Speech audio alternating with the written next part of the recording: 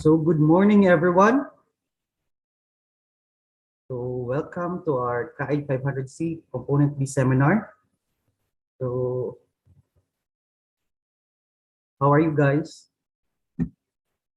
Uh, Miss Sarah Jane, Regina, please for your camera kasi hindi naka-landscape. Okay. So guys, again, welcome to our component Caed 500C Component B seminar. So to begin with, let's welcome Mr. Benji Mainupas, the information assistant, uh, to be to give him to give his opening prayer. Sir Benji. All right, let us bow down our heads, close our eyes, and feel the presence of God. Our most gracious and loving Father, we thank you, God, for this day that you've given to us. Thank you for the gift of life, and we thank you for all the blessings that you have showered upon us. Lord, as we will have our seminar this morning, we pray for your guidance and protection. We pray, Lord God, for good connection. And Lord, we pray that we'll be able to grasp all the discussions that will be presented this morning. Lord, we believe that we cannot do nothing without you. That's why we lift up everything unto you. We give you praise, glory, and honor in your name. Amen. Amen. So guys, to formally start with our seminar, kindly go to menti.com. We will have a pre-test. We will we will test first your knowledge about how to write cover letter and resume. So go to menti.com and use the code 35056154. I-share yung screen, sir. Yes, sir. For a while, sir.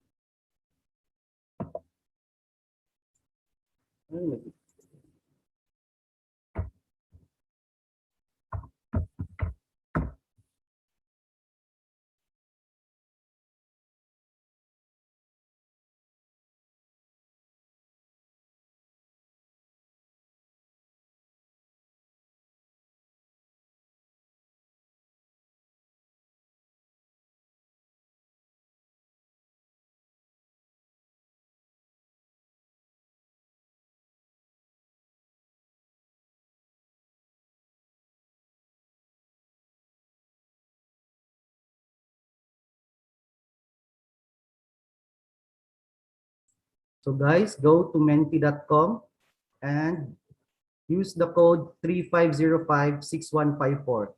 We will try to test your knowledge about how to write resume and cover letter. So okay, we have 8 participants already.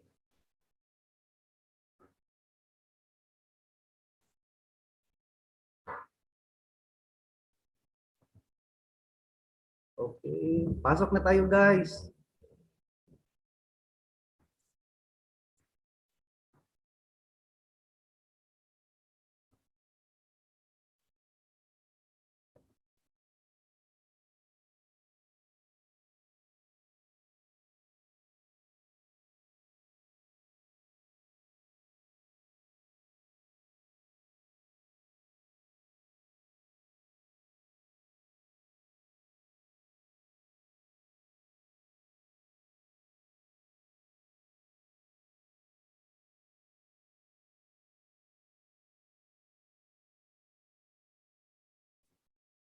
So we only have 75 participants out of 156.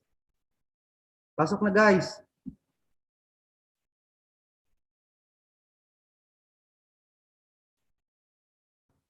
Sana yung iba.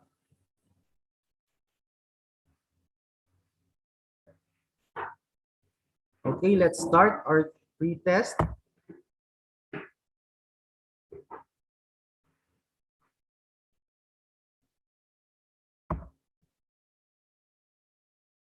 Okay, answer fast to get the correct answer. So how long is the ideal resume? Okay, answer it guys. 10, 9, 8, 7, 6, 5, 4, 3, 2, 1. Time's up. Okay, 91 got the correct answer.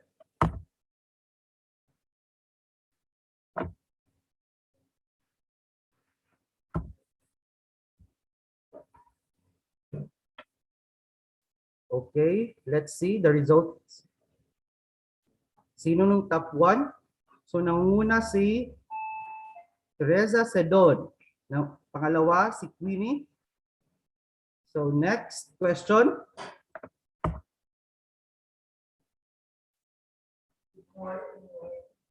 Question number 2. Answer it fast. So the question is, the objective of the resume is for the applicant to get hired.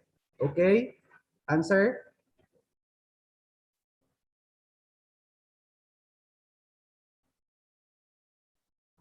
Ten, 9, 8, 7, 6, 5, 4, 3, 2, 1.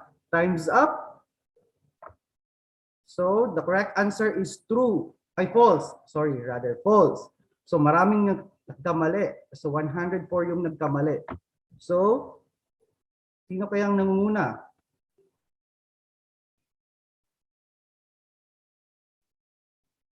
Okay, si Rutsen ang nangunguna sa ladder board, followed by Shai. Okay? Next question. Question number 3. Answer fast to get more points. So, the best applicants gets the job. True or false? Okay? Answer na guys. We'll just try to test your knowledge if alam nyo ba kung paano magawa ng resume and cover letter. So, 5, 4, 3, 2, 1. Time's up. The correct answer is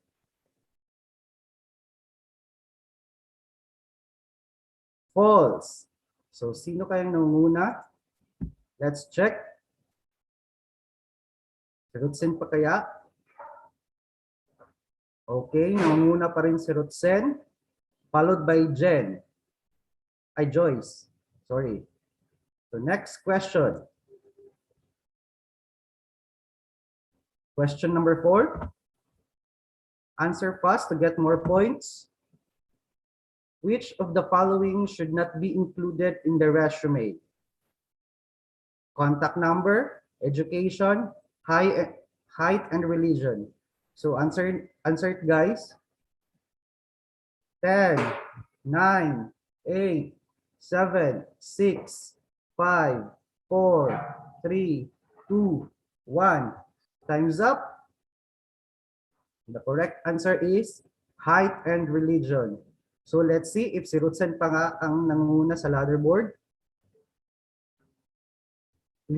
Sorry. Wow. Si Rutsen pa, followed by Joyce. So, last question. Question number 5. Answer fast to get more points. Will you do the job? Is a general question on the applicant's skills, motivation, and adaptability.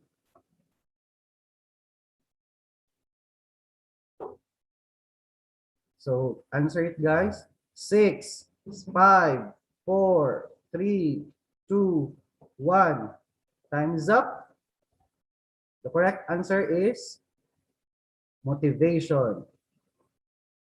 So let's see if si Rutsen pa kaya ang nanguna sa leaderboard.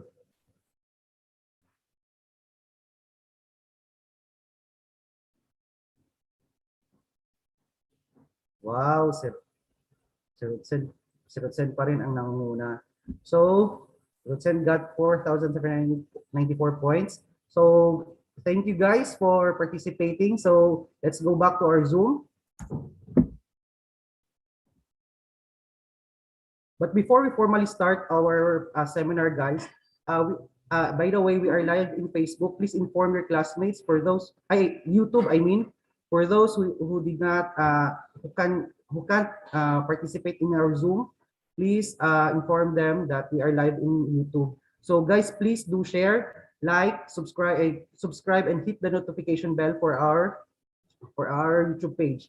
So guys, sa mga students natin dito sa UM na hindi pa nakapag-subscribe sa YouTube channel natin, we'll giving rewards for the tawag ito, 5 students na bagong subscribers sa YouTube natin. We'll give a giveaway for them like this for a while. I'll be showing you the merchant that we will be giving to you.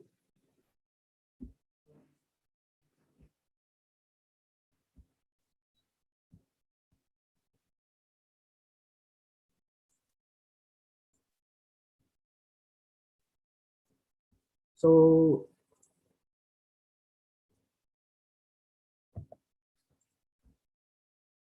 we'll be giving one mug, one cup, and 2 shirts. So later I will post it here. So I will share screen it here. I will just check it first.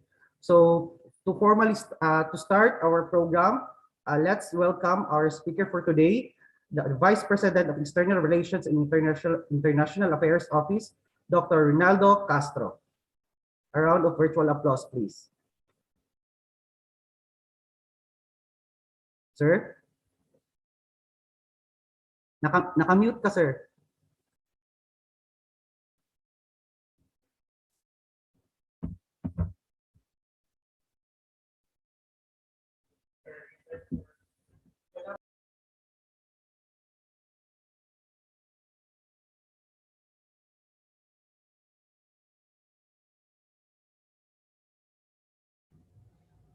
Thank you very much, Marvin. I'd like to know who is Rotsky. Please type your name here in the chat box.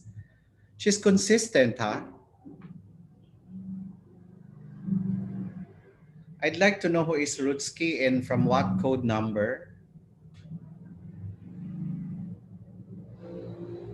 Anyway, okay. Maybe later. Good morning to our students in Caed 500. I'm Ray Castro. I'm in charge of the External Relations and International Affairs of the University of Mindanao. First, I'd like to congratulate you for reaching this far in your academic journey in the university. Despite our challenging situation that we are in right now, you're still here, no? You still continue to proceed your education, all right? So, and I believe that since you are CAED 500 students, most of you are in your final years. Probably some of you are still in your junior years, but most of you are in your final years. And konting TS na lang, konti na lang at malapit na kayo matapos, no? So, congratulations.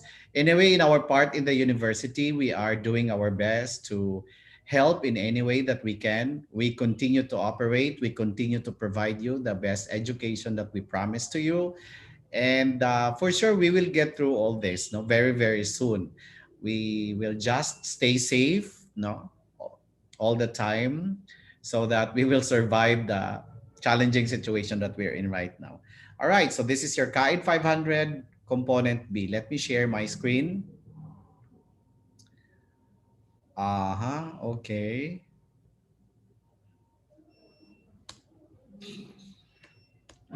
So your CAED 500 is a unique program, unique course in the university. You cannot find this in other university.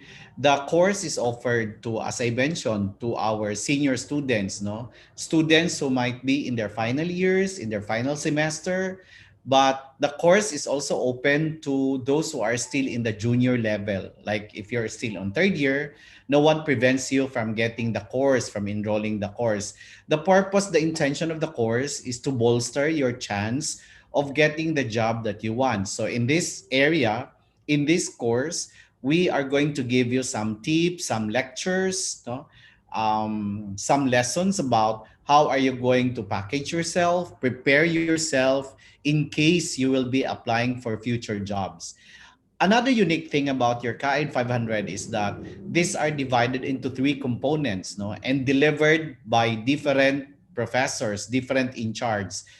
So I mentioned three components, and the first component, component A, is handled by the Guidance and Testing Center. Usually, this is done by second to third week at the start of the term. No, so in the previous weeks, the one in charge of your Caed 500 were somebody from the Guidance and Testing Center. For component B and component C, these two components will be handled by external relations, no?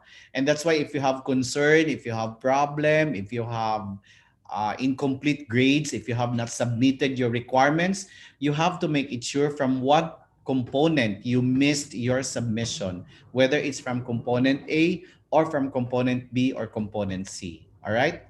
So component A, all right, is 30% of your total grade. Component B is another 30%. And how are you graded in component B? Your attendance today for the seminar is 35 points. You will be required to submit a sample application letter and resume. This will be checked by your assigned CAED 500 facilitator from external relations from IRIAO. No? In short, our office is called IRIAO. And there will be coaching sessions. So your session for coaching, that's also 5 points. For component C, there will be another seminar. I will be handling again that seminar. Your attendance there is 40 points. No? You will be required to submit a career portfolio, and that paper, that portfolio accounts 35 points. There will be culmination program or like closing program for our Caed 500. That's 20 points, and coaching session, that's 5 points. No, so please take note of this because this is how you will be assessed. And you might be wondering why you are incomplete, you have no grade in Caed 500. Probably you missed any of this, you know. Getting a grade in your CAID 500 is simple, very simple. You just follow the instructions, no, and that's it. All right. Okay. Now for this session for today, the topics that I will be discussing to you, I will be giving to you are three. No, one is that we are going to talk about how are you going to prepare your winning cover letter and resume.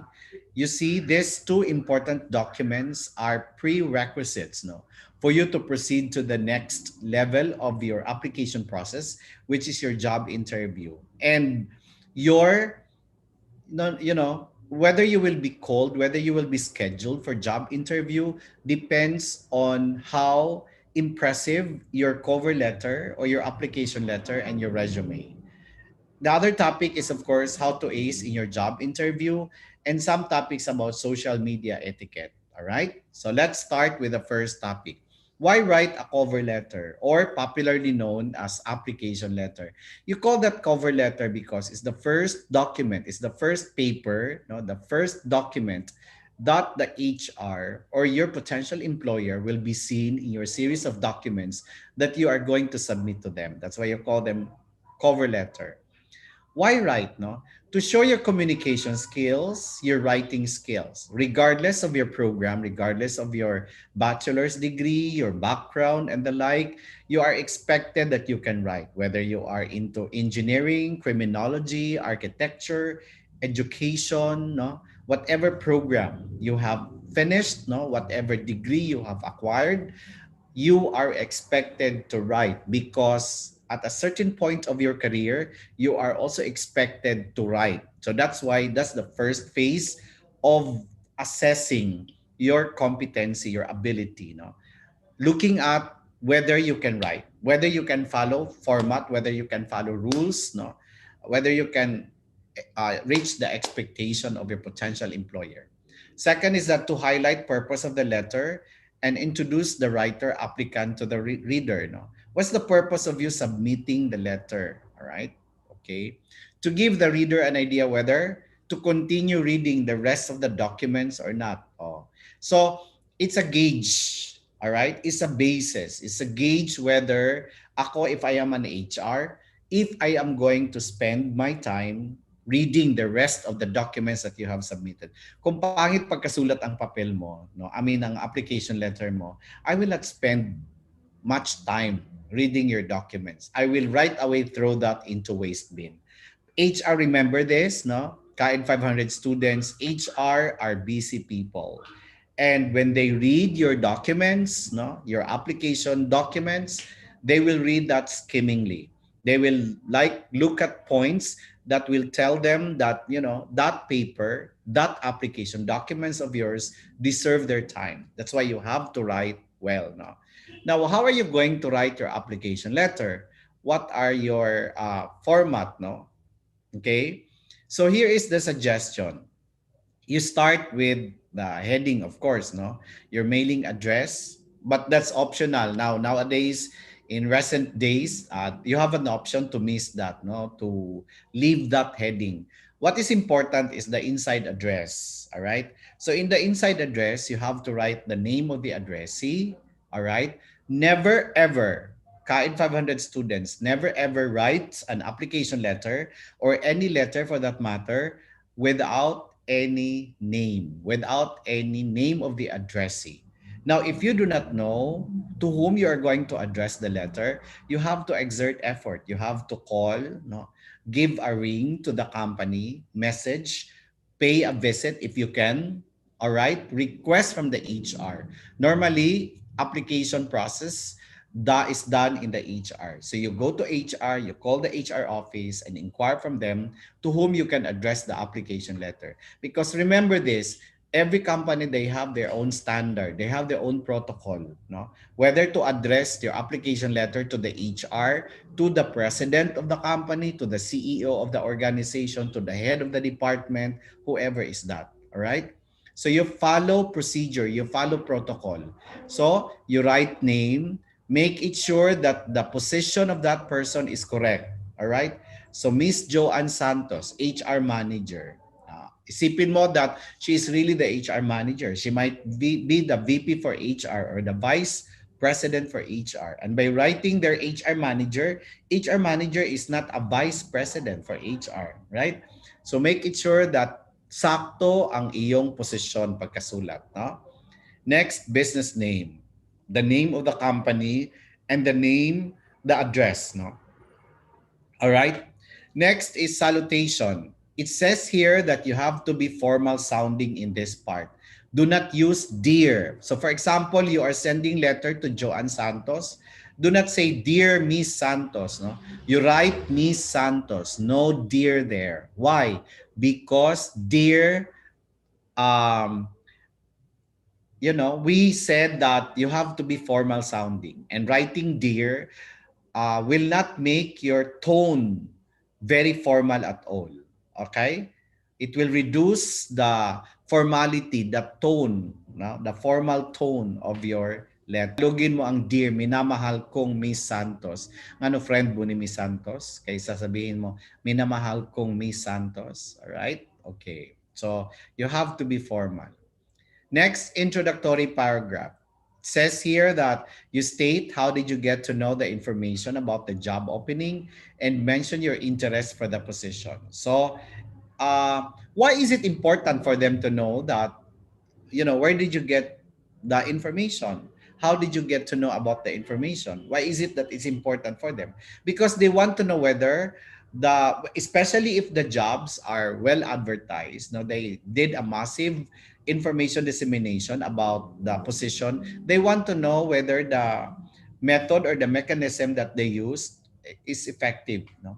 All right, okay. So, and then you have to mention there your interest, no, of the position. So that's the first paragraph. The middle paragraph, that's where you are going to describe your qualifications, no? You point out any related experience you have, okay? Maybe from your OJT or professional work. You sell your skills, your knowledge, your ability, and the talents that you think are relevant to the position, no? That's where you are going to mention those important details of your qualification.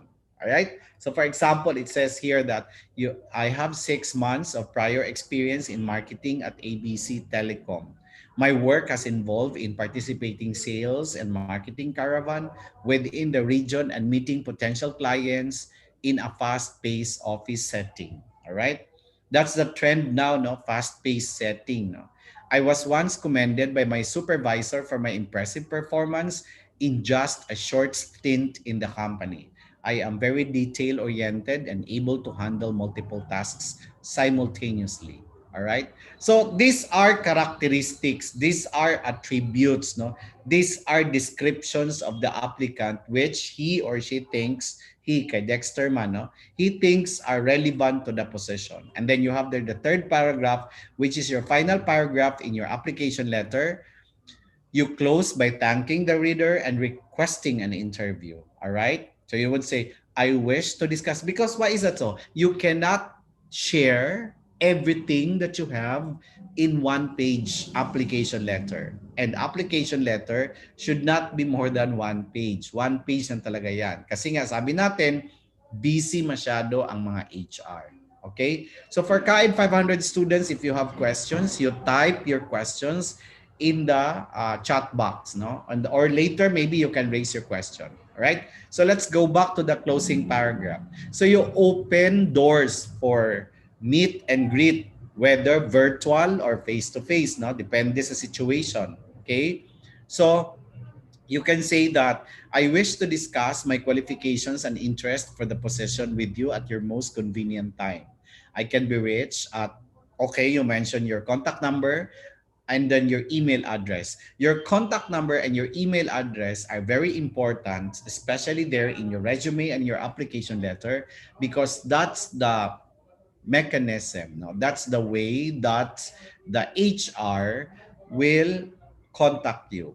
All right. If they find your application, impressive, and if they want to interview you, if they want that you report to them, no, for further questions and screening, then they will do that using your number and your email address. Okay.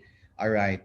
And then close sincerely, and then your name, you sign the application letter. Do not forget to sign. No? Okay.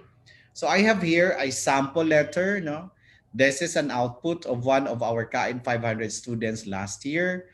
So it follows the format. No, like Mr. Baluran, the name is there. Human resource staff. No, why human resource staff? Probably because that's the instruction given to him, that when you send your application, you address to this person so that it's easy to track. And probably Dexter is the one receiving all the applications. So that's why I told you, depende, iba-ibang ano yan, no? Iba-ibang protocol ng iba-ibang company. That's why you have to know, you have to investigate, you have to contact, all right? So first paragraph is there, paano yung information, ano yung gusto niyang applyan. The second paragraph also speaks about the qualifications, the experience of the applicant. And the third paragraph is of course the intention for the further screening and further interview. All right? And then sincerely, wag kayong magsulat ng very truly yours, no? Because Tagalogin mo ang very truly yours, ako'y iyong buong buo. Again, our application letter must be formal in tone. All right? So kung ganyan, hindi na siya formal. Tayo pa naman Pinoy, mahilig tayo magkopya, and we don't investigate, we don't study whether that's the appropriate word or that's the appropriate style we are going to use for that purpose, no? All right? Okay. And then your name, sign. That's it. So I said the first requirement, no, that you are going to comply for Caed 500 component B is for you to write your sample application letter. All right? So for sure, no, alam niyo na paano magsulat ng application letter. Okay? Let's proceed to the next. The next topic is your resume, and partner talaga ng application letter is the resume, no? And it says here that the resume is your personal brochure to market yourself, and it should give your potential employer a quick view of what you can do for them. Because we said that the application letter is the cover letter, no? The endorsement, no? The details, much details can be seen in your resume. So it's just like, when you are planning to buy a new laptop or a new phone or something that you wish to buy, That's why one thing that you are going to grab before making your decision is to look for brochure, di ba? So like for example, when you decide to enroll in college, you remember when you were in your final years in your senior high school, you have collected brochures from different schools, no? And compare one school to another based on the information that are written in the brochure. The same thing with an application, all right? So it's there. The thing there is that sometimes in the brochure, you are impressed by the way that the brochure is laid out, the colors, the photos, and the like, no? But in the resume, the more important thing there is that the content, no? The content that speaks about the qualification of the applicants. All right. So for new graduates just like you can list your accomplishments in school. You have not much to vouch about your experience, especially if you have not worked or if you don't have any professional work experience. That's why what you can do is that you vouch your accomplishments in school, no? Do not worry about not having work related accomplishments. You pick out those school accomplishments that show responsibility, dependability, cooperative spirit, and the like. All right? So how are you going to write your resume? Just like your application letter, you can follow a standard format, no? A format, no? That's tailored fit to the needs and expectations of your potential employer. So you take note in on the screen, you can find there the content that you can include in your resume, and take note the order of importance. It is arranged um, deductively, no? Which means that the first item there, the first information is the most important information that you can include in your resume. So of course, that's your name, your address. And why is it that address is important? Because these companies are doing background investigation, and for them to do that, they may also visit your barangay, no, your purok, or the village where you are uh, staying. Okay, your contact number and your email address. I already mentioned the importance of these two in case they want you to proceed to the next screening process. Then this is how they will inform you through your contact number and your email address.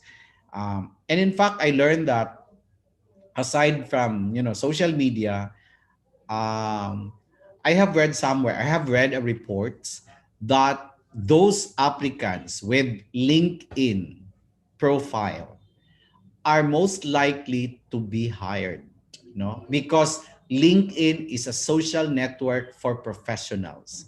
And if this applicant has a LinkedIn profile, it means that this applicant has a social network at a professional level. And this applicant really is trying to be professional himself or herself. No?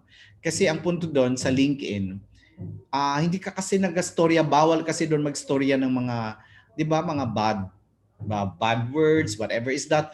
Anyway, I have topic about social media etiquette. Last topic ko, for today. So I will talk more on that later. All right? Your summary statement, I will be giving sample, no? How are you going to write summary statement? But summary statement is a gist of your qualifications. In short, in a statement or two, who are you as an applicant and why I should read further. All right? Your work or school experience, including your OJT and apprenticeship. It's important. That's why yung exposure in the company is important, because you have developed, we would expect, if I am an HR, if I am an interviewer, I would expect that if you have a work experience or if you have an OJT experience, I would expect that at least you have developed some level of maturity and responsibility. All right? Like, you know how to follow protocols, you know how to follow company policies, wearing uniform, wearing ID, coming on time, getting an order and instruction from someone higher to you or from your superior or from your boss. You know what I mean? All right? So those are important things. So I don't expect that when you have your OJT or you have your short stint experience, work experience, you have accomplished a lot. No, but the point there is that what attitude, what experience, what best experience you can share to me with your OJT exposure. All right. Job responsibilities, your accomplishments, and your education. So those are the important things that you may include in your resume, regardless of whatever is your course, whatever is your degree, whatever is your discipline. All right. So in short, a resume should answer this key question. Number one is, what can you do for me? All right. That's why meron tayong hiring, because I'm looking for someone who can perform this job. The question there is that, can you do the job? All right. The other one is that, what is your assurance that you can perform the function? Do you have the skills I'm looking for? Okay. Where have you worked before? I already mentioned the significance of your work experience, of your OJT experience. All right. Is your experience, meron ka nga experience, but the question there is that, is your experience relevant to my needs? No? May connection ba yon, no? Magagamit ba natin yung experience mo sa pag-perform ng iyong function? Okay? Do you have the right education and credentials? No. What kind of person are you, and where can I contact you? So when you prepare your resume, make these 7 items your checklist, no? And make it sure that these 7 items, no, whether make it sure that your resume will answer these 7 questions, or the information that is being asked from these 7 items are answered in your resume. Okay. Anything that are not mentioned here, or something that is not relevant to your application, do not include that in your resume. That's why in the question in the Menti a while ago, no, in your activity, in your short activity, you were asked about which of the following is not important, should not be included in your resume. And well, I think you were able to hit it right, that, for example, height and weight, no, or religion, no, was it height and weight, or weight and religion? Should not be included in your resume, because for what purpose this information are relevant? How is this relevant to your application? Nothing. Okay. So the common skills that you need to highlight, no, in your resume, and these are generic skills regardless of whether you're into education, criminology, engineering, and the like. These are generic skills. These are common skills, no, that you need to possess. Okay, one is communication skills, and this is a survey done. This is a global survey. No, what do you mean by communication skills? When you say communication skills, it's not about your ability to speak in English, but it's about your ability to communicate well. It's your ability to speak, to say something, to express yourself, to acknowledge information from the one that you are talking to, no? Process the information, and have the ability to relate that, to communicate that, to share that to other people. You know what I mean? So that's what they mean by communication skills, no? Di po na pwede na ka ng chismosa ka, maikay ka. I mean, if chismosa ka, maikay ka mo chika-chika, ana-ana, make use of that, no? Attribute, whether you are fluent, no, whether you are spontaneous in talking, make use of that to discuss relevant, important, and professional topics. You know what I mean? Okay. So they said that, you know, not intelligent people, they talk about people, but intelligent people and responsible people and mature people, they talk about ideas. They do not talk about people. All right. They talk about ideas. They talk about situation. They talk about happenings and events. Okay. The second one is problem solving. Of course, in short, your ability to solve problem.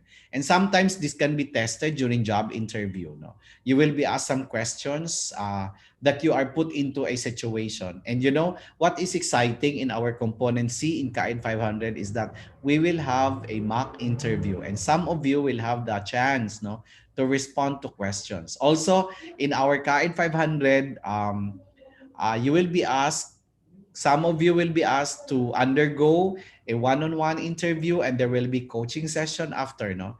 And then our office is also facilitating a career fair where we invite HR from different industries. Then you undergo yourself for an interview with them, and then they will provide a feedback about your performance.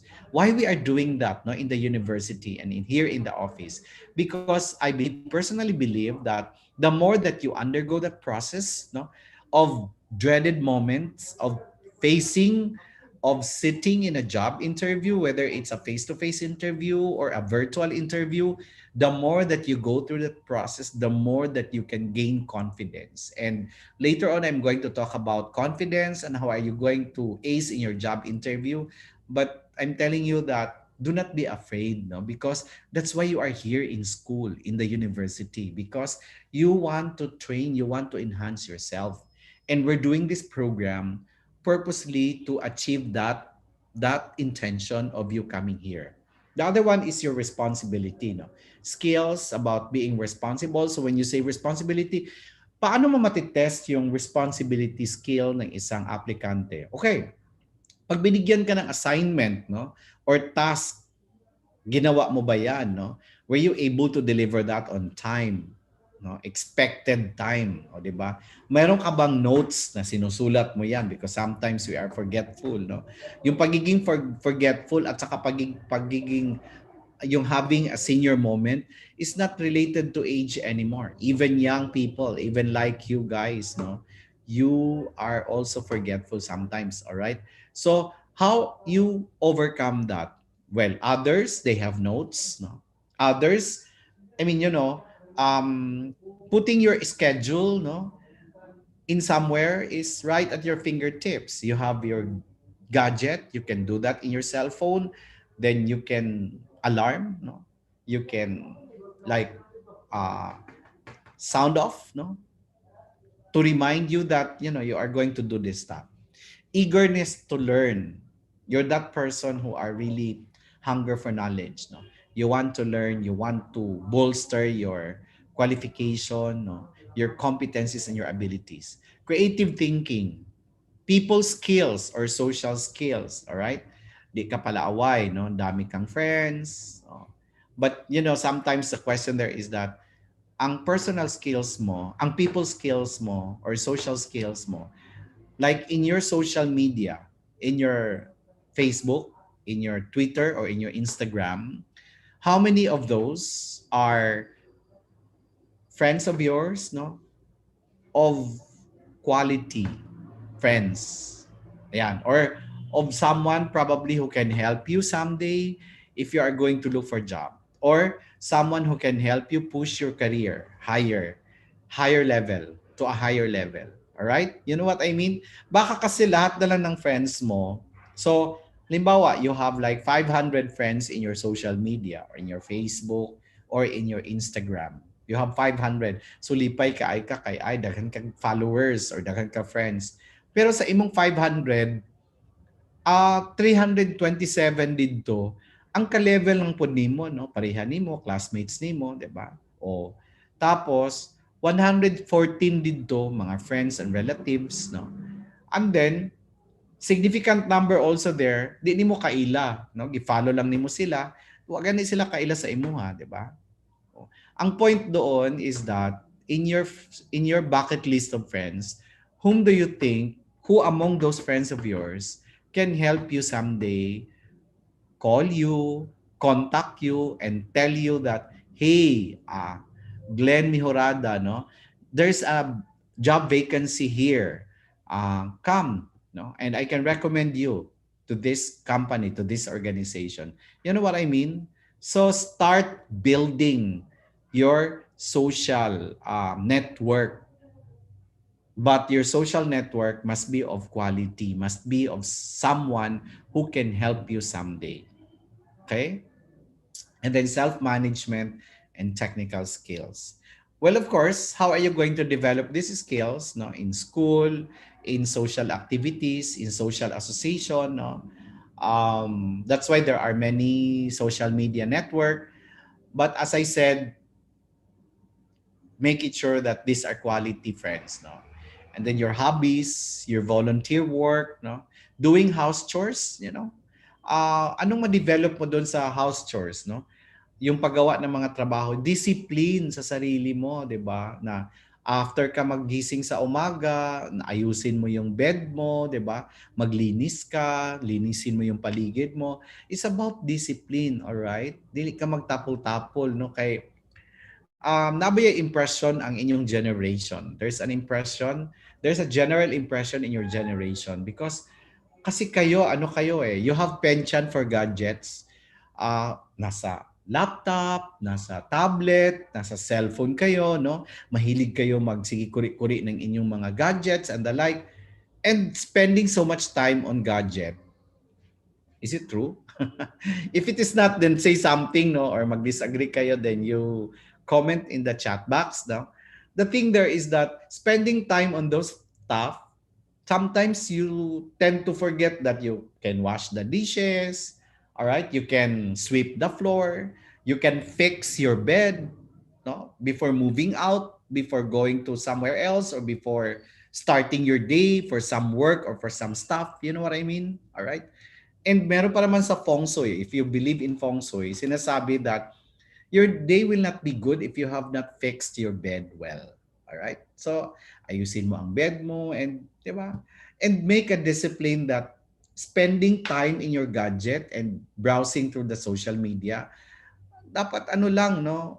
Ako may ganun ako na discipline ginagawa ko sa sarili ko that I should not spend, at saka you can time, no, in the cellphone, no, in your gadget. Ayan, hindi makita, in your gadget, pwede mo naman siya i-time na dapat ito lang na oras, like 1 hour, not more than 1 hour spending time in social media, because watching something there in the social media will not help you after all.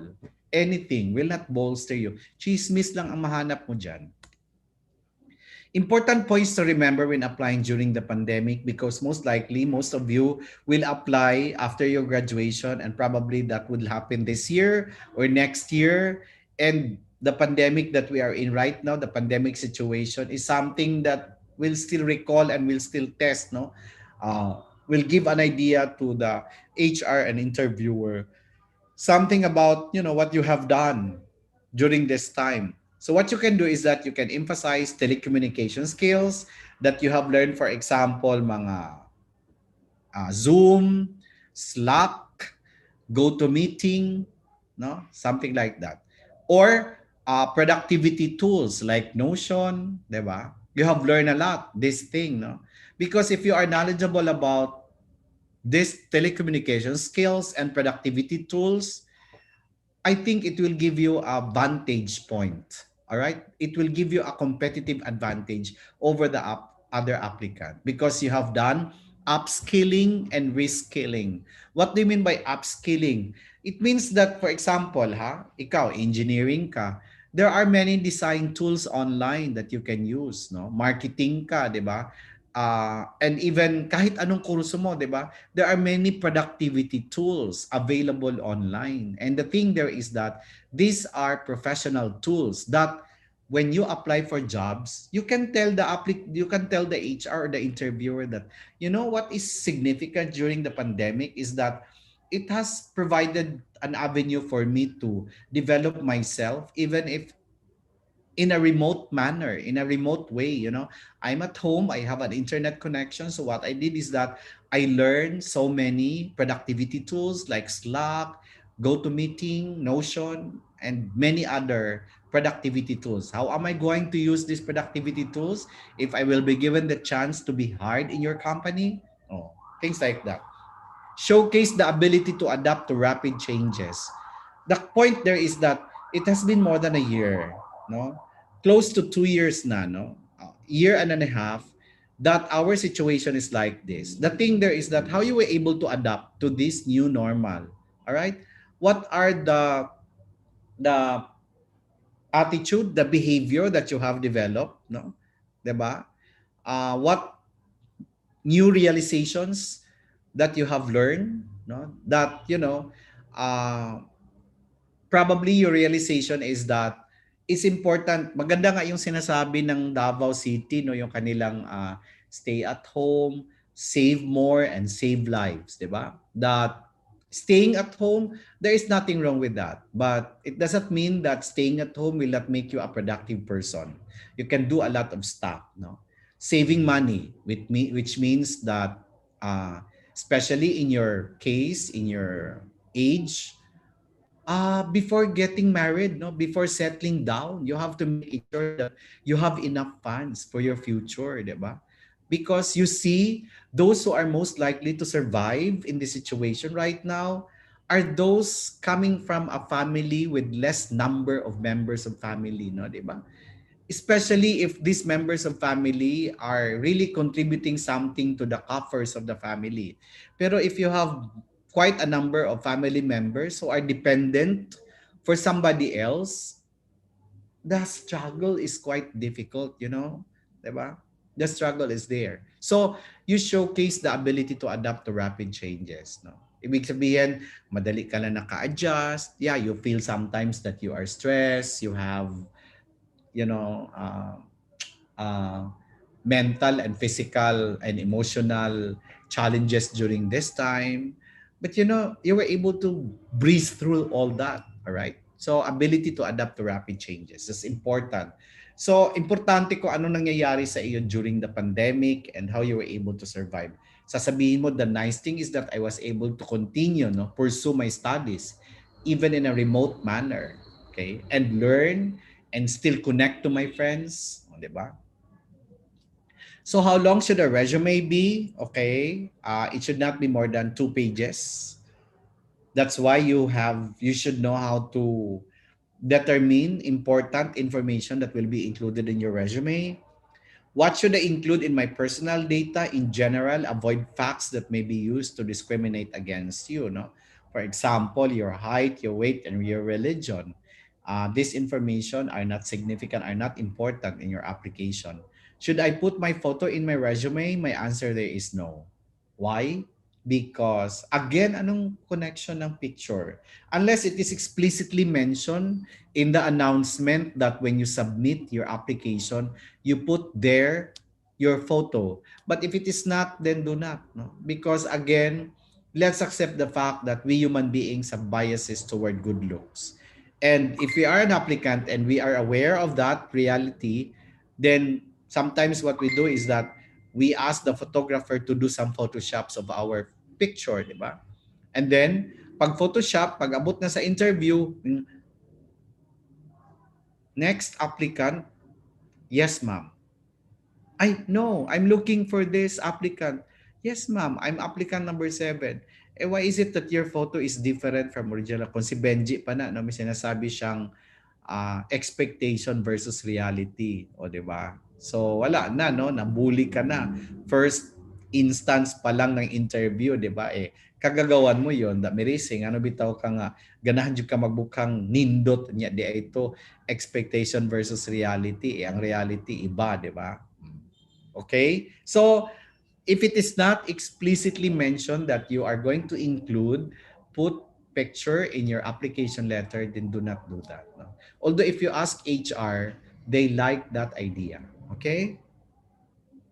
All right. So that's resume. And that's the second document that you are going to prepare, no? That you are going to submit for component B.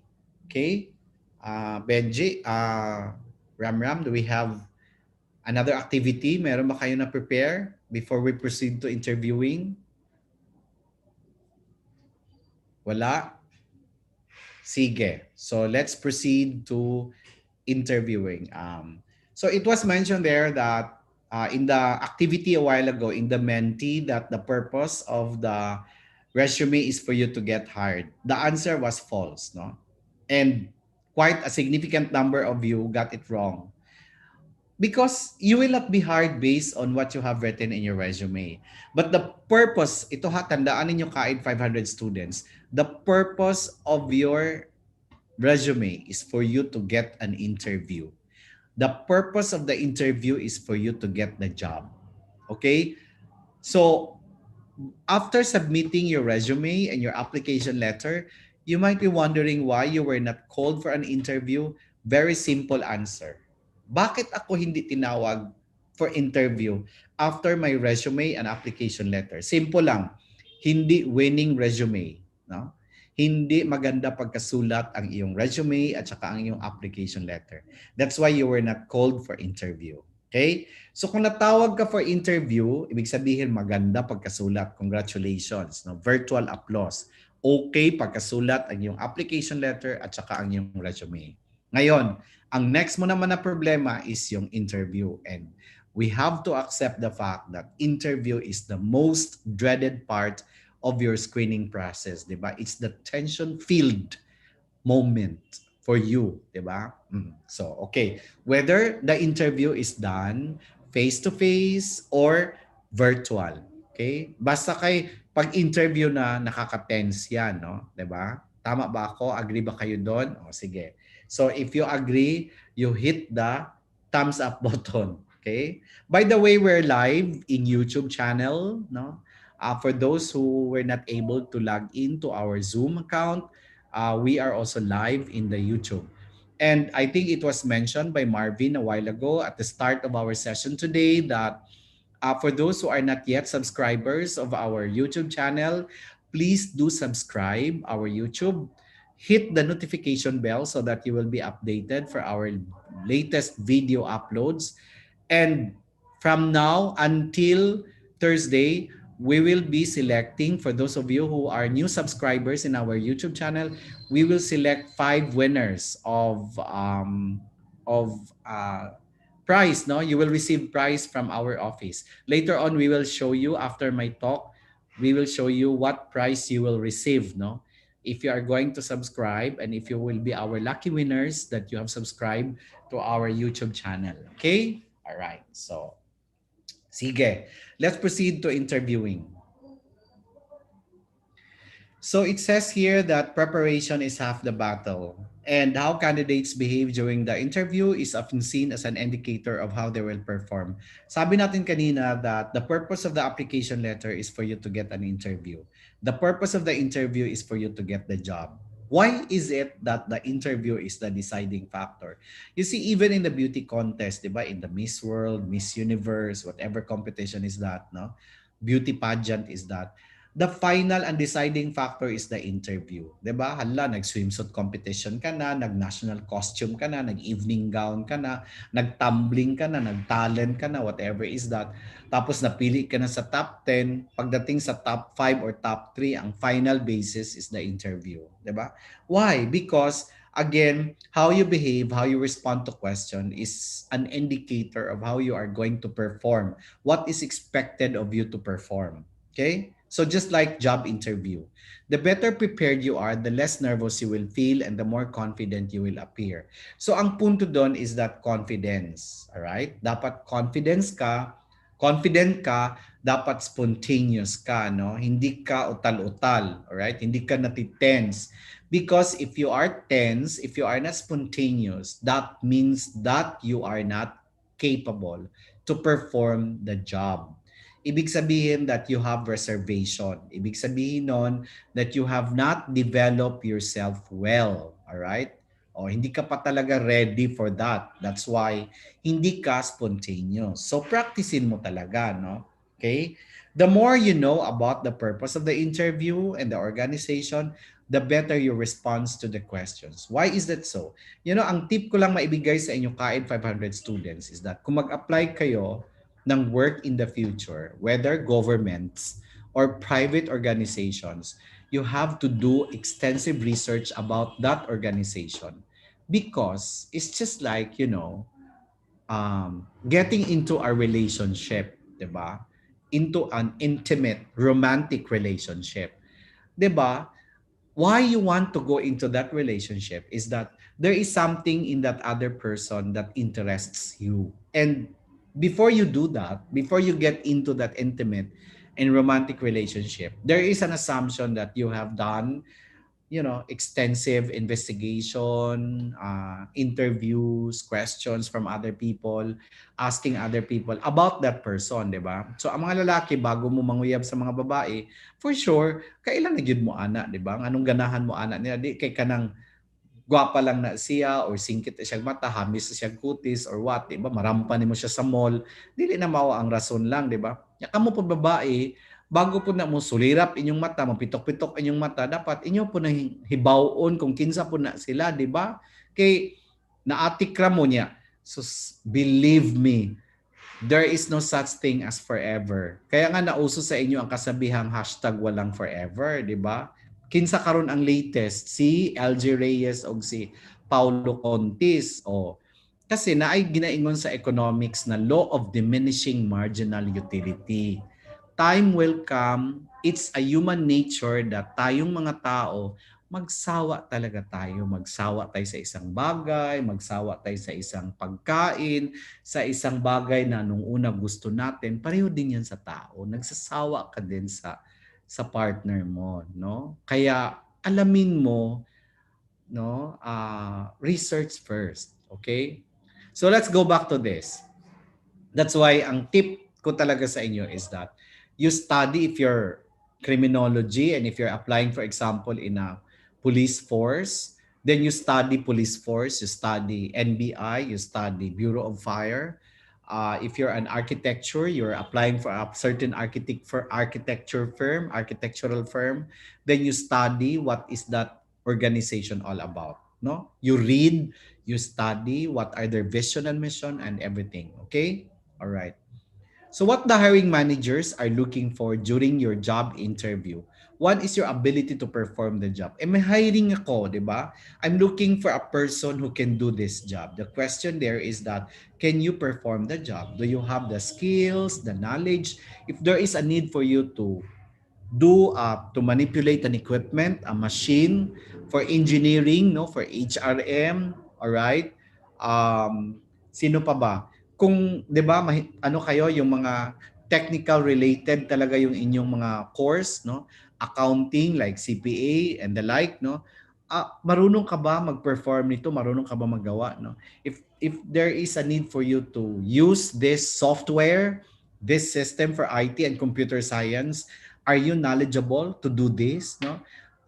Kaya sinasabi ko dapat multi-skilled ka, no? Like for example, if you're a marketing graduate, importante sa marketing graduate, ano bang skill dapat meron ka as a marketing graduate or a mass communication graduate, di ba? Dapat alam mo yung mga software about design, about layout. Uso na yan ngayon, di ba? Mga estudyante magaling na magawa ng kanilang PowerPoint, may Canva na, no?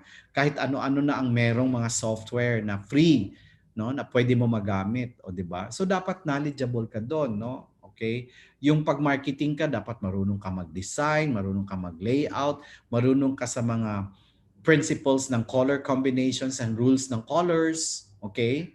Next is your fitness. So when you say fitness, it talks about your culture and your personality. So knowledgeable ka nga, may skills ka, may talents ka, no, to perform the job. Ang next doon is that your personality, yung attitude, 'di ba? Baka ano ka, no, ang tawag nito, no, hambugiro ka, 'di ba? Pamation ka, 'di ba? O lingagon ka, 'di ba? O libakira ka, chismosa ka, 'di ba? O amingin ana, no, suwa kay nada. O so dali ra kayo na siya sa nga tanan pag-review, no, pag-check kung insa ka, 'di ba? That's why in our university, our OSA, our student affairs is from time to time checking the social media posts of our students. And you see, companies are asking you to get a certificate of good moral character from your school, no? Kaya kung may problema kayo, meron kayong ginawa sa social media, nang libak mo, nang away mo, no? Suko kay ka sa UM, pagtuo ba yan, mo perfect good ka, no? Perfect ang organization nga kung makayaw-yaw ka, mura gyud kag si kinsa, imo dayon mag-grant dayon ka, no? Lami ra kay mag-grant. Oh, so naka-encode na kadiadto sa student affairs. So pag pangayo nimo og good moral character, OSA will not give you a certificate of good moral character, 'di ba? So good ka nang sa gyud ka kita karon ang gina-avoid nato mga positive sa COVID. Pero before wapay COVID, gina-avoid nato ang mga negative people, 'di ba? Yung mga negative mag-isip, negative mag-storya, 'di ba? Buntag pa lang sa'yo. I do not know if you can experience, if you have experienced that, diba? May mga tao sa buhay natin, no? Whether friends, whether hindi natin masyado close, wala silang kasalanan, but the moment that we see them, 'di ba? Nasisira ang araw natin, all right?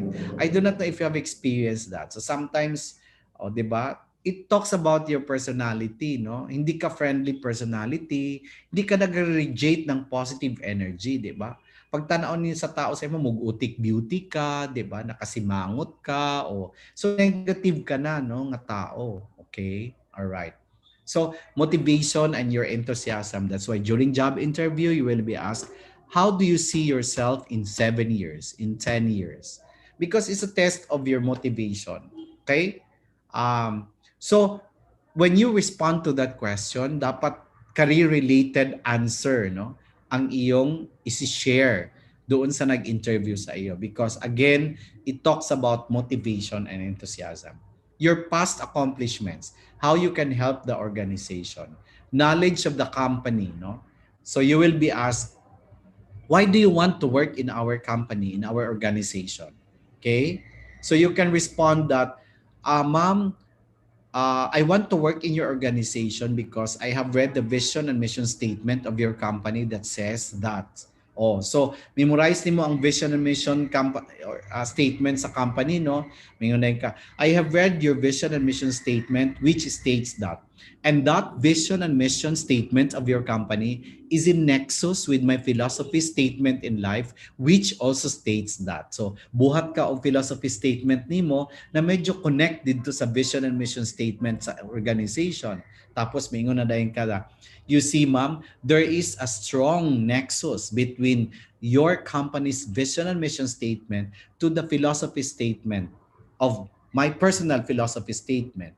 And I believe that if I will be given the chance to work in your company, I believe that, you know, I can contribute something. I can contribute to the furtherance of your organization.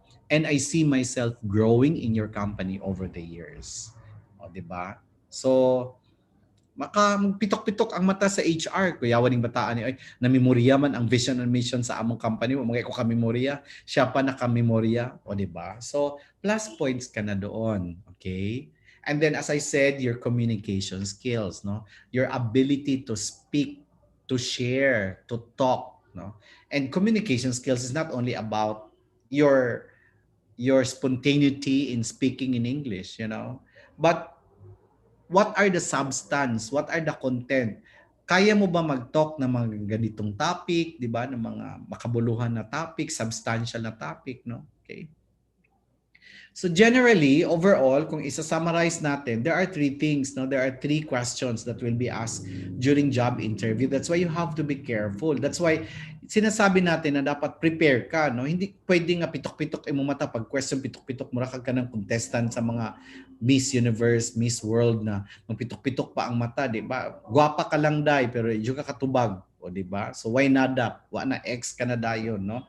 So dapat kabalo ka because the questions in the job interview are the same questions over and over again. And it's just questions about you and why is it that you cannot respond to that, no? So one is that, can you do the job? So it's about your skills, your talents, your competencies. That's why if you will be asked, can you introduce yourself? Tell us something about yourself. So when you introduce yourself, you tell the HR, the interviewer, some skills, no, some potentials that you possess which you think are relevant to the performance of the job. Okay. The other one is, will you do the job? If you remember the mentee activity, no, the activity a while ago at the start of our session, you will ask about, will you do the job is a question of motivation, di ba? So marunong ka nga, you can perform the job. The next question is that, okay, you know, we're from Manila and we have branches in Cebu, in Baguio, and in some other parts in the country. So ikaw, pitok-pitok na imong mata kay, ay ganahan ko sa Manila, ganahan ko sa Baguio, ganahan ko sa Cebu, no? Ana na, diba? Now, you know, we're planning to, because we're helping the government for its Marawi rebuilding program, and we're planning to put up a branch there in Marawi. And that's why we're here in Davao, because we're looking for, Davao people are close to Marawi. That's why we're looking for someone that we can send to Marawi. Yun ka, ay Marawi, di ako. 'Di ba? Di na lang ko mo trabaho, 'di ba? Di na lang ko mo pa-apply. So, interest, motivation, 'di ba? Ingno nimo noon nimo ang nag-interview sa imo na, ay ma'am, I understand that you know very well one Filipino traits, the close family knit. We are very close to our family. That's why I cannot accept that, no? That you are going to send me to Marawi because, I have to be with my family. Wala, ex ka na agad, no? Where is now the interest, the motivation? Sometimes they will ask you, in our company, we ask our staff to do overtime work. There are sometimes that, you work beyond the number of hours required of you. Are you willing to do that? No, because I can only work at 8 hours, maximum of 8 hours in a day. O, di ba? So wala na, no? X ka na agad sa will you do the job. Next is will you fit in the company and its culture. Okay? So it talks about your interpersonal skills, your adaptability, and your positive work attitude. Your ability to assimilate to the other workforce in the organization. Your ability to mingle, your ability to adapt to the new environments. Kanang anak good dali ra ka maka-adjust. And I think Filipinos are like that, no? It's easy for us to adjust. Tanawa gud ang mga Pinoy, no? If you go to other countries, kani mga Pinoy, mga violator kaayo pataka naglabay ang mga sagbot, dili mo pila ang mga linyahan, ang mga airport, no, di ba? Pero you see Filipinos abroad, ay sus dali ra kaayo na sila mag-follow rules, no? Okay? So that's what I mean by adaptability. Right? As I said, if you have question, you type your questions in the chat box, no? So how are you going to structure your answer para dili ka mag-AAO? And in fact, your problem sometimes that you cannot be spontaneous in your answer is that how are you going to structure your answer, no? So step one, you answer the question in a simple and straightforward way, no? If you're asked yes or no question, then you respond right away, no? If you are asked to describe, you describe. You give supporting evidence. Remember that it's not a beauty pageant. When you are being asked something, do not give a generic answer because you are not given 40 seconds only to answer, no? You have plethora of time, no? You have enough time to answer the question. So in order to be very vivid, to be specific in your answer, then you have to give example. You have to give supporting evidence. Pag sinasabi mo, pag ang question is that, what is your weakness or what is your strength as a person? O, diba? Pag sinasabi mo ang strength mo is that you are a hardworking person or you are a well-organized person. So what do you mean by well-organized person? Hindi ka lang magsabi that you are well-organized, but you have to cite an example in school, at home, in your OJT experience, how you can relate a well-organized characteristic to a workplace. Okay?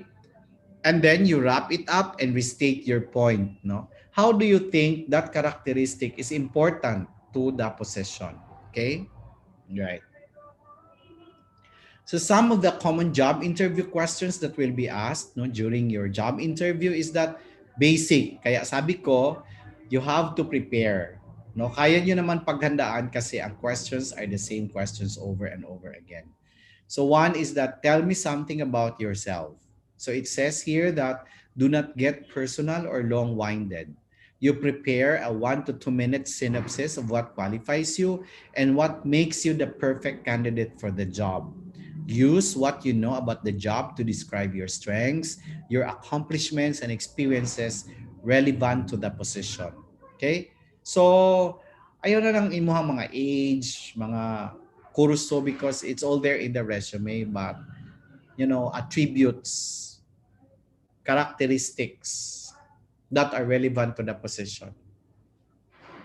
What do you know about our company? So try to reveal that you know not only facts about the organization, but that you have taken an analytical view of the organization. How are you going to do that? No?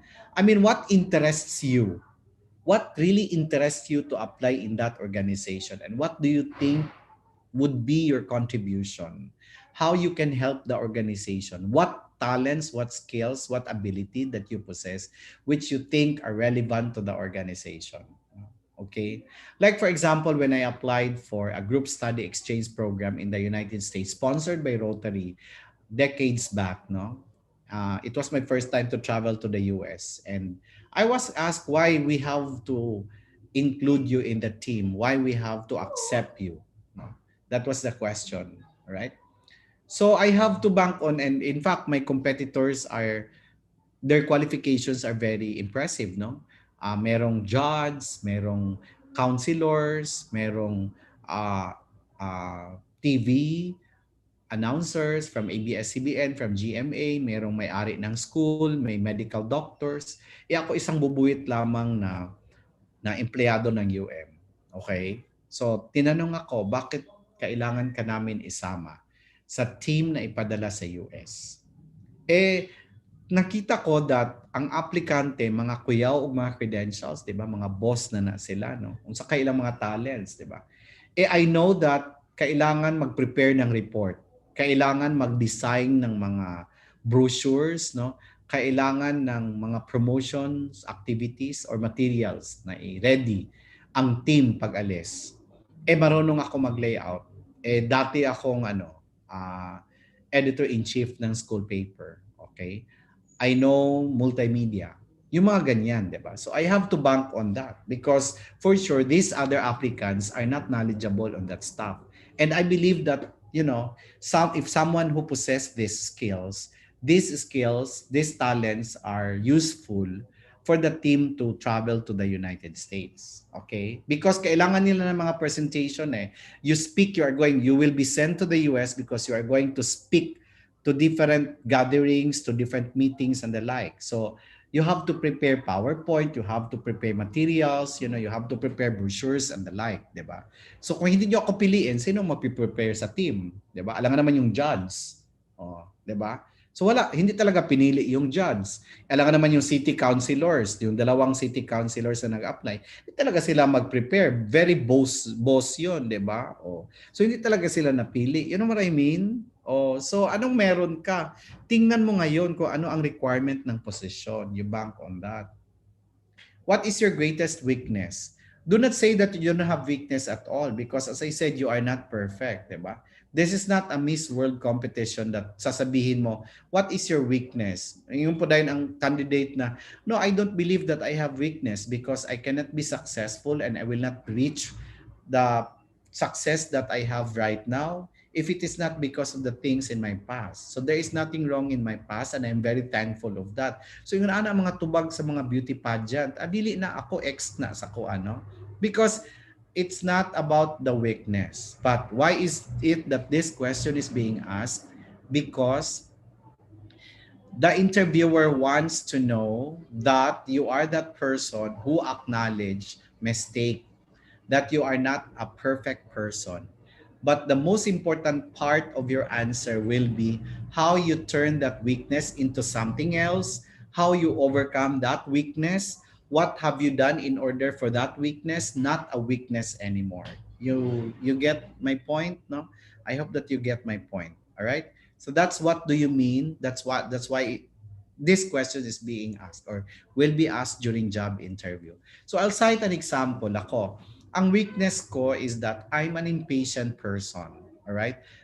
Typical example of that is I don't like to be stuck in a traffic. I hate to be stuck in a traffic, even just few minutes. And if it happened to me, especially in the morning, if I travel from my apartment coming here in the office, and if I'm stuck in a traffic, in most cases it will ruin my entire day. So I will not be productive anymore. It will destroy my mood and the like. And because I'm like that, no, I'm an impatient person. What I'm doing is that I wake up early, all right, to avoid traffic rush. So I travel early from my apartment coming here in the office so that, I avoided traffic and my day is still good. I'm in a good mood and that's it. All right. So you know exactly that when it's 8 o'clock or when that usual time is a traffic rush, why is it that you cannot avoid that? I mean, you have the choice not to be stuck in a traffic. You know what I mean? So It's about how you turn that weakness into something else, how you overcome that weakness, that it will not remain as weakness. That's the most important thing there. Why is it that question is being asked? No, it's not about your weakness. So huwag kayo magsabi na wala talaga kayong weakness. Meron talaga. No? What did you do during the pandemic? No? So potential employers are interested in what put you in better position. Okay? Hindi pwede na ano ka lang, banjing-banjing ka lang, naara ka sa balay, sige ra ka tanaw Netflix, no? Naga-binge watching ka, Netflix, binge watching ka, okay? Gahurot na nimo ang tanang series sa ano, no? Sa tong latest karon na series na ning gawas, okay? Di, it's not, you are not productive, no? In that sense. Maybe through volunteering or developing new skills in an online course, di ba? So it says that it's your ability to adapt to ever-changing environment. Make sure you have a reason for doing what you are doing this time. Otherwise, it will just look very focused or unfocused. So why you are doing that? No, I remember we have one Caed 500 student. No, last year or early this year, I asked him, what did you do during this pandemic? And he answered that electrical engineering siya eh, no? So what he did is that I think nag-enroll siya na or nag-take siya ng special course in electrical engineering and nag-part-time siya, no? Nagtrabaho siya as parang electrician, tama ba ako, no? Yung mga something about wiring. So tinatap siya, no? Ganyan. So nagiging productive siya, naka-earn siya at na-enhance pa yung kanyang field in electrical engineering, no? Despite the situation na remote ang klase, nag-aaral siya, ginagawa niya yon. Okay? So, I mean, impressive. I'm impressed. No? Okay? Do you have any question? Ito Hakain 500 students, if you're in a job interview, even participating in a seminar like this, do not let the session or the interview end without you asking question. Because sabi natin, the most important skill is communication skills. And why is it that you are not asking questions? So it's just like in a job interview, if you are not asking any question, if the interviewer will tell you, do you have any question for me? No ma'am, no sir, I don't have any question. Excited ka na kayo, at least mauman ang interview. Wala ka na ex. Nahibong ka nga nung wala ka na hire, wala ka nag-ask ng question di ba? Because you did not consider job interview as a form of conversation and your chance to know more about our organization, about the position. And it seems to me that if you are not asking question, you are not really interested, di ba? So, X. Again, reminder, do not let the interview ends without you asking question. You have to ask question. Kaya it says here that if you're truly attracted to the opportunity, then this question should come naturally. Pareho lang yan ngayon, no? Kung you are really interested in our lecture, in my lecture, you will really ask question. So malalaman ko yan ngayon, no? You might want to know what the culture is like, more details about the day-to-day responsibilities, or what the expectations are for the role. Think about the position and decide what questions you need answered before you can take the job, no? Can you or have work remotely? All right.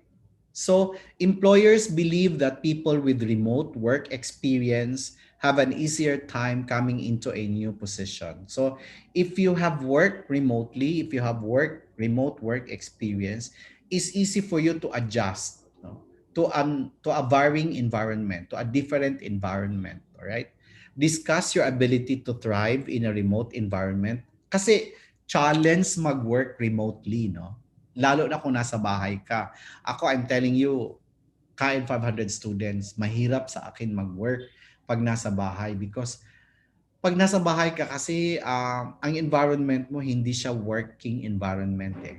And pag hindi siya working environment, I'm not inspired and I'm not productive, no? So it's a challenge on my part. So in your case, how do you do that? No? Like what you can do is that you can cite your situation now, no? Estudyante kayo, paano niyo yan ginagawa na estudyante kayo, you study remotely. No? Wala yung inyong mga classmates. How do you resist temptation? Ako pag nasa bahay, ang daming temptation. Lalo na pag nasa room ako, wala, oy, lami ka ay matulog. Oy, na, di maghigda-higda, no? Tapulan ka ng mag-lazy-lazy ka, lami ka ay na siya sa ngatanan. So, how do you resist temptation if you're at home? How do you make yourself productive, no? If you're in a remote work? Now, even if you are not working remotely or like if you are working online, no, some of you probably are working online. That's a typical example of working remotely because of different time zones, di ba? How do you do that? No? How do you adjust? How do you manage yourself? You explain, you discuss. No? Okay.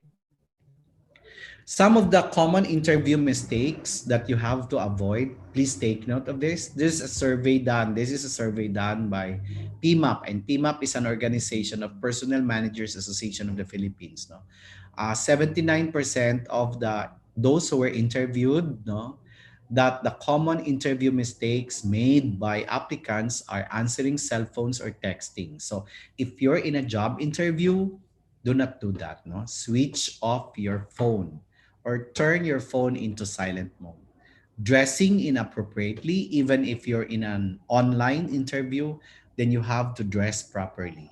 Appearing disinterested, no, the way you respond, the way you talk, the way you know, you you project yourself. And we have topic on that. Our next session, no, in componency is about personality development.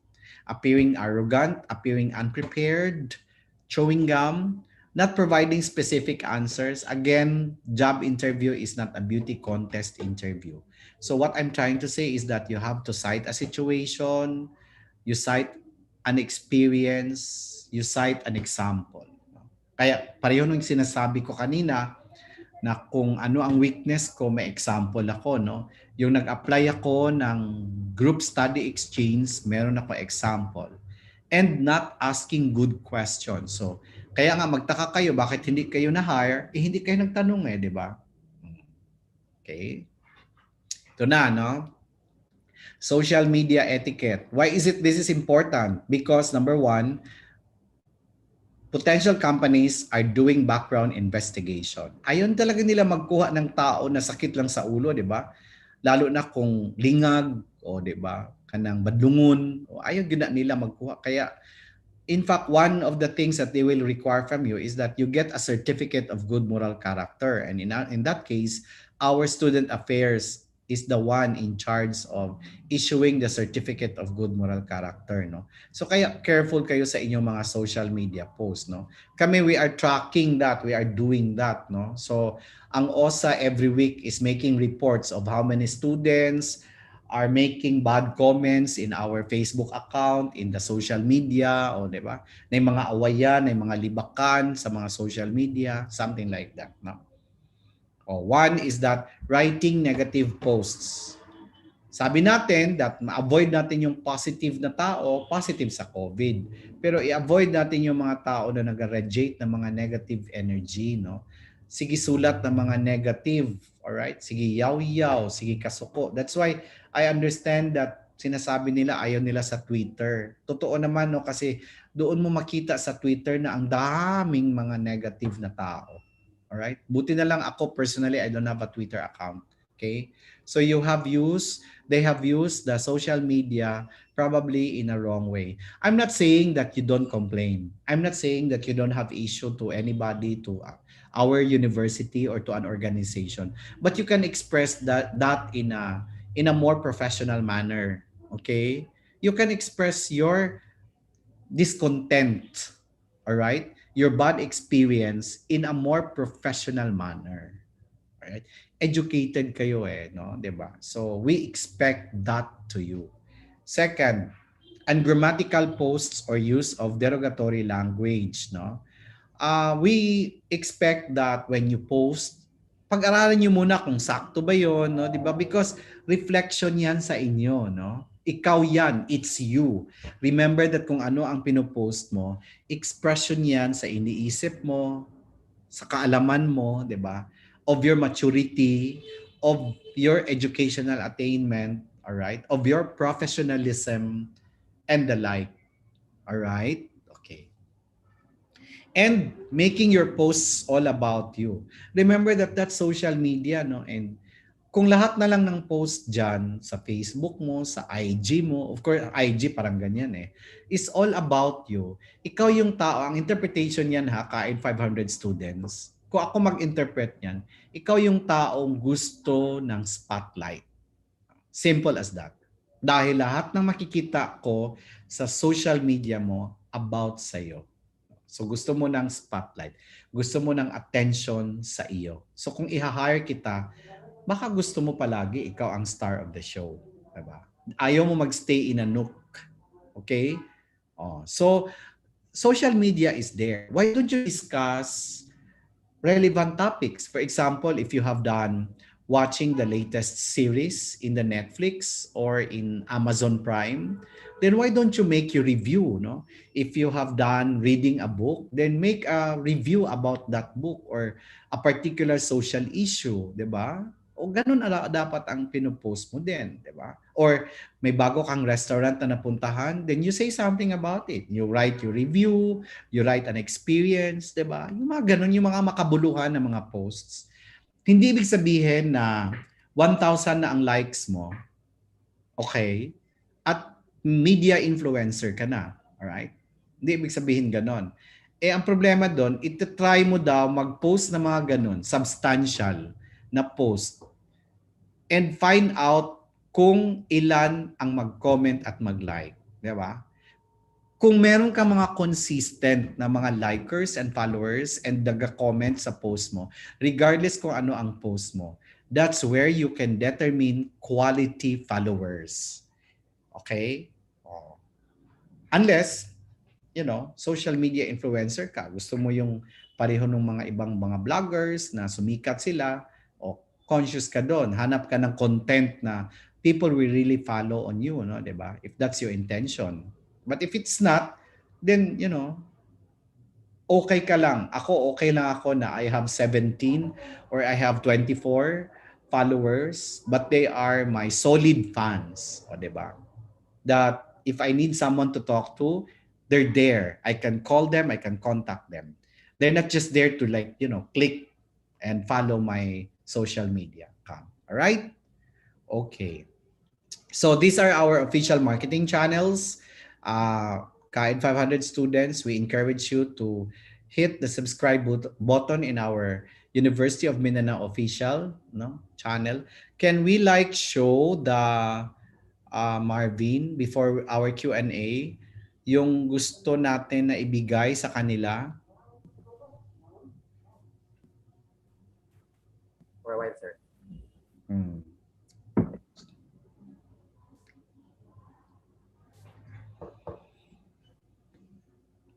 Okay, so while waiting for Marvin to share to us yung ibibigay natin sa ating mapiling subscribers, new subscribers sa YouTube, no? Si Dana Cortez may question.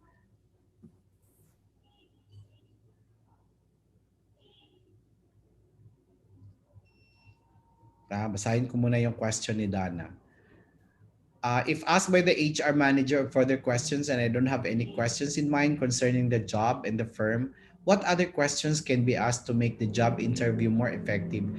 That's why, Dana, I said, no, you really have to ask question because it will give an impression that you are not really interested. So there are many things that you can ask. For example, what are the expectations of the job? How long is the honeymoon period? Honeymoon period. We don't expect that if you are hired for the position, you can deliver right away what is expected of you, no? Meron talaga yung honeymoon period, no? So, ibig sabihin, that's the learning curve period. That's the period where you are given by the company the chance to learn and establish your network within the organization, all right? So that's one. Number two, the other question that you can ask if you are interested to proceed to further education, to master's degree, for example, especially if you will be applying in the government, will you be allowed to do that? No? Okay. Is there any chance also for newcomers, newly hired employees in the organization to be sent to trainings, 'di ba? Or are there Are there coaching sessions for newly hired employees? Questions like that, these are relevant. Oh, okay. So Dana, did I answer your question? You hit the like button if I did, no? Okay, Marvin, show the item that we will be giving to them for our new subscribers.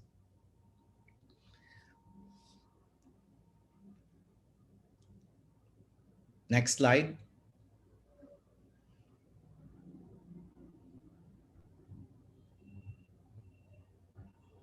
Ram. For a while, sir, nag-loading pa, sir. Tugs kangkungan ang imuhang laptop. Sige, okay. Any other question? Thank you, Dana, for that question. No? Ayan, from Marjorie.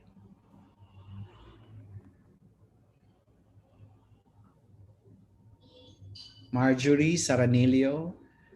Some resume po kasi may mga references. Is it still necessary po ba to put references to it? Well, here in the Philippines, let's accept the reality. If you are going to watch in YouTube channels, no, that's in other countries. Gusto kasi nila doon para independent ka, no? So that's why it's not advised. But here in the Philippines, employers prefer that you put references. Why? Because you are guiding them for their background investigation. They will do background investigation. Pariharagod na ha. It's about culture eh. It's about cultural differences. If you go to other countries, sa mga balay nila di atuay mga koral. Ano man, wa may mga awat, 'di ba? Pero diri sa ato mga balay na mga koral kay nga madahang kay mga kawatan. Ang ilang mga window dito walay mga grills. Diri sa ato anay mga grills again for that purpose, 'di ba? Oh, so the same thing, it's cultural differences. Sa kanila, they see an applicant as an independent person, that you are not depending to someone else. That's why hindi uso sa kanila ang mga backer system, But it's not only about someone you know, but it's both eh. What you know and whom you know. Because you have this applicant is only what you know. The second applicant is only whom you know, and wala siyang what you know. The third applicant has both what he knows and whom he knows. Now, sa tatlong applicant, sino ang pipiliin ng hiring officer? Of course, the third one. Why? Because knowledgeable siya. Second is that marunong siya mag-network.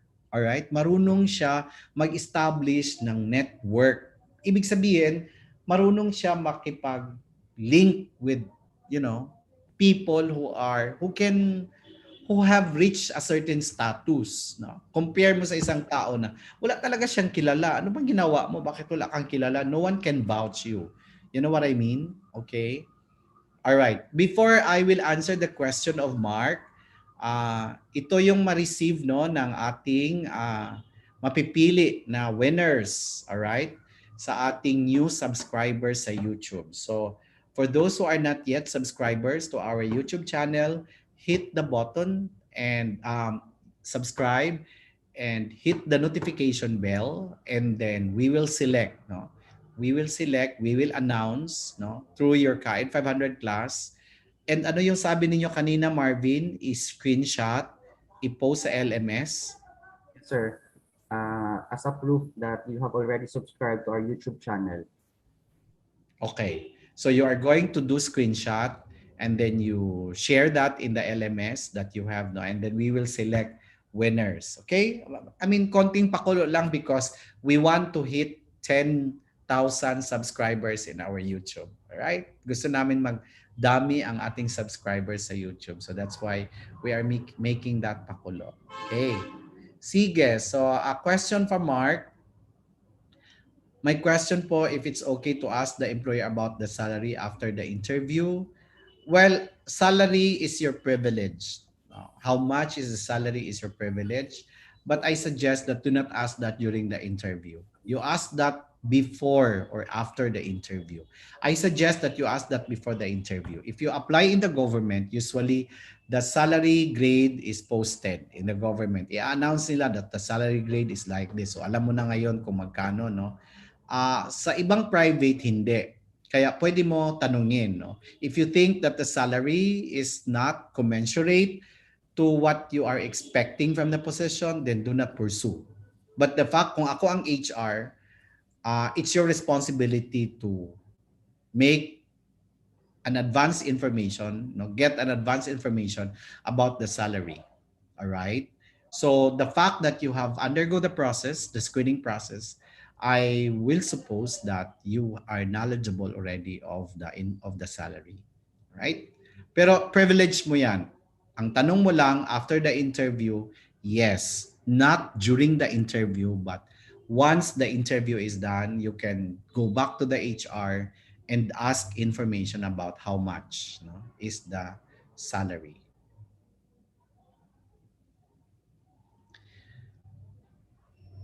After the interview, there's a question from Mary May Ann. After the interview, if the HR told that you just wait for the call or text for the confirmation, is there a chance to be hired? Mostly po kasi pag na-hire, i-confirm na immediately after the interview. Hindi naman, no? Yeah, kasi uso yung mga ghosting. Tama ba ang term ko? No? Gino-ghost ka. Iniiwan ka sa ere. Hindi lang uso yung mga walang forever, pero uso na rin yung wala. Ghosting ka na lang, sinisin ka, yung mga ganyan, di ba? So uso din yan sa application. No? Ako I suggest that pwede yan ninyo itanong, no? During job interview. Sabihin ninyo that, okay, do you have, teka muna ha, kasi mag-low bat na yung aking pa-empty bat na yung aking laptop, no? I-charge ko lang ha. So,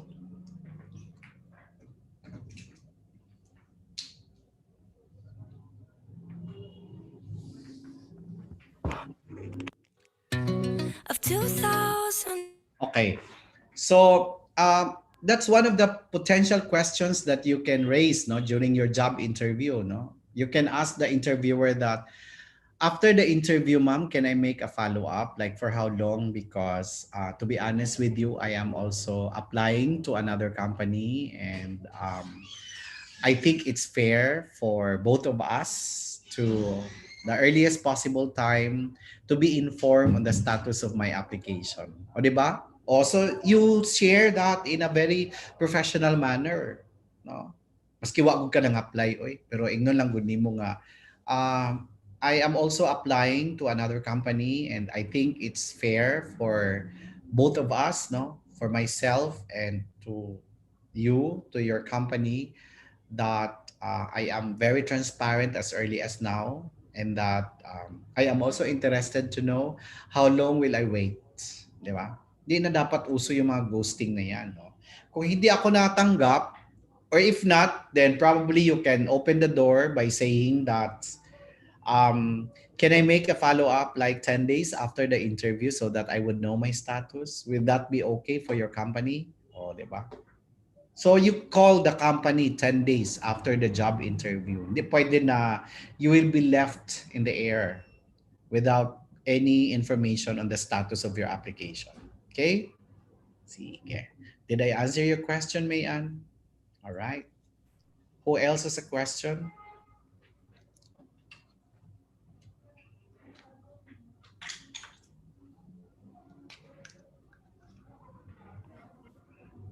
Alright, sino pa bang may question dyan? Okay, sir. Meron pong question coming from Janelle. Janelle Mantawel. Good morning, Okay, sir. question from Janelle is that related to my course. When you apply a job of teaching either public or private school, my question aside from resume and interview, sir, isn't demo teaching is required to be hard? Yeah, it's requirement, no? It's a requirement for future teacher, whether you're applying for public or private, really. And in fact, to be fair to the applicant, you will be asked to prepare a topic that's, your forte, no? Your expertise. So mag-ready ka na, no? Because part talaga yan, teaching demo. You prepare on that. Okay? Sino Any pa other may question? tanong? Meron pa bang questions?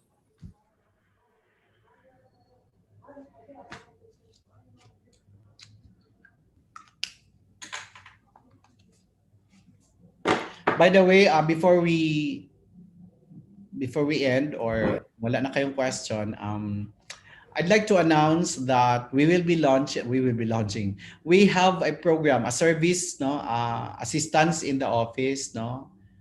Ram, can you like share the screen?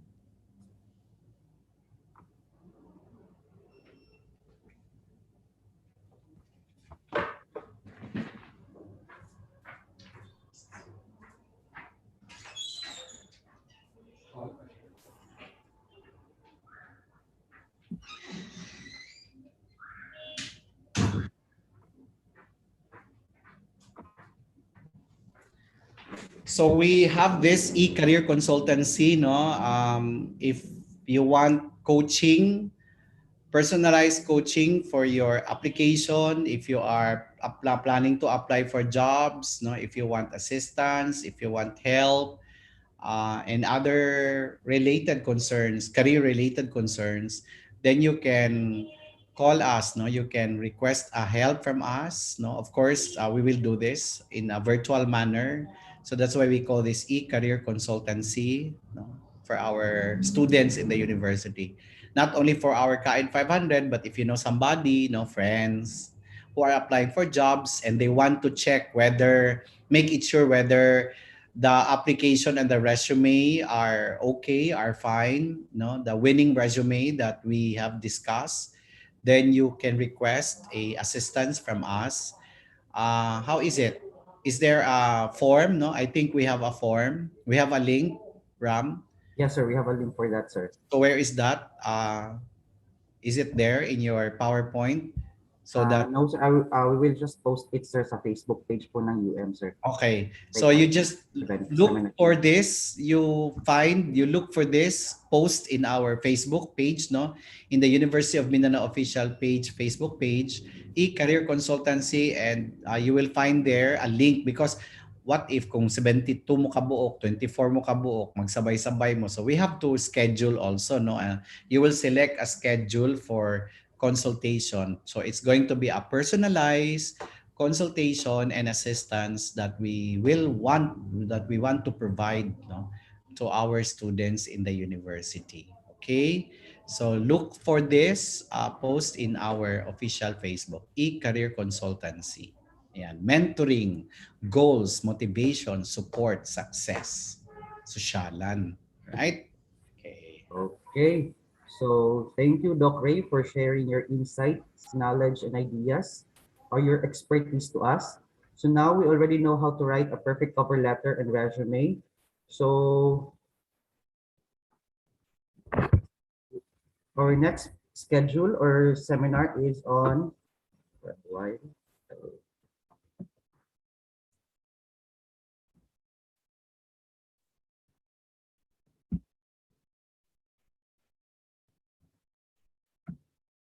So the component B class meeting schedule will be September 13 to 17, 2021. Just visit your Blackboard LMS or coordinate with your component B and C coaches for your schedule. And then the component C seminar schedule will be on September 21, 2021. Again, visit your Blackboard LMS or coordinate with your component B and C coaches. And then here are your career coaches, component B and C coach, Miss Ma'am Iza Monte Ramos. The code is 1527. Component B and C coach 1252-3529-3710 is Mr. Benji Maynupas. And component B and C coach 1026-1067-1187 is Miss Lady May Ontong. And yours truly, Marvin Feble, component B and C coach 2490-2985 and 1859. So we are your coaches, guys. So huwag kayong mahiya to approach us if kailangan nyo ng assistance. So also, guys, don't forget also to like and follow our other social media accounts, the Facebook of the UM official, UMIN official, Instagram, UMIN official, Twitter, UMIN official, and YouTube channel is the University of Mindanao official page. So for those who are new subscribers, here are your giveaways. na makukuha mo nyo sa amin if kayo po ang mananalo. So we will giving a mug, a cup, and 2 shirts for you guys. We'll choose 5 new subscribers for that. And then i-announce namin sa componency seminar next September 21 kung sino yung mananalo sa raffle natin. So again, you have questions, clarifications? Meron pa ba? Wala na? So again guys, thank you for your time attending our seminar today. So Pictures, please, sir. Yes, sir Ben. Sure. Okay. Implementation Screenshot. Okay. seminar. Okay. So please turn on your camera, please. Sir Ben. Sige. Okay, please have a pose. 3, 2, 1, smile. Padayon lang kay next. Smile. Continue smiling. Ayan. Okay, another pose. 3, 2, 1. 9 poses na siya. Kay 9 ka. Ano? Smile. Another one. Alright. Sige pa. Last 2. Smile. And alright. So thank you so much. Okay, guys. Thank you for your time. So please visit your Blackboard LMS, guys. We have already posted our announcement there. So thank you for your time and have a good day and keep safe, everyone. God bless.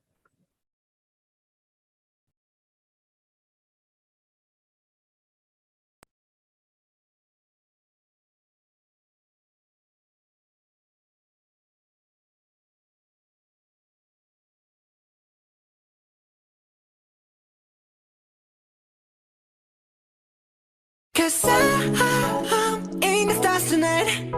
So watch me bring the fire, set the night light. Shoes on, get up in the morning, cup of milk, let's rock and roll. Kink out, kick the drum, rolling on like a rolling stone. Sing song when I'm walking home, jump up to the top of the brown. Ding dong, call me on my phone, nice tea and I'll get my ping pong. Cause it's dead heavy, can't hit the bass, boom, I'm ready. Life's sweet as honey, yeah, this beach chain like money. This go all alone, I'm into that, I'm good to go, I'm down, you know I go. Hey, so let's go. Cause I'm in the stars tonight, so watch me bring the fire, set the night light. Hey, shining through the city with a little funky soul. So I'ma light it up like dynamite. Whoa, bring a friend, join the crowd, whoever wanna come along. Word up, talk, just move right up the wall. Their light, sky's the light, so we dance to the break of dawn. Ladies and gentlemen, I get the license, so you should keep your eyes on the ball. This is getting heavy, can you hear the bass boom? I'm ready. Life is sweet as honey, yeah, this bitch ching like money. At this go all alone, I'm into that, I'm good to go, I'm down, you know how to go. And let's go. Cause I'm in the stars tonight, so watch me bring the fire, set the night light. Hey, shining through the city with a little funky soul. So I'ma light it up like dynamite. Whoa, na-na-na-na-na-na-na-na-na-na. Life is dynamite. Na-na-na-na-na-na-na-na-na-na. Life is dynamite. Shining through the city with a little funky soul. So I'ma light it up like dynamite. Whoa, da-na-na-na-na-na-na-na, eh. Da-na-na-na-na-na-na-na, eh. Da-na-na-na-na-na-na, eh. Light it up, dynamite. Da-na-na-na-na-na-na, eh. Da-na-na-na-na-na-na, eh. Da-na-na-na-na-na-na, eh. Light it up, dynamite. 'Cause I'm in the stars tonight. So watch me bring the fire, set the night alight. Shining through the city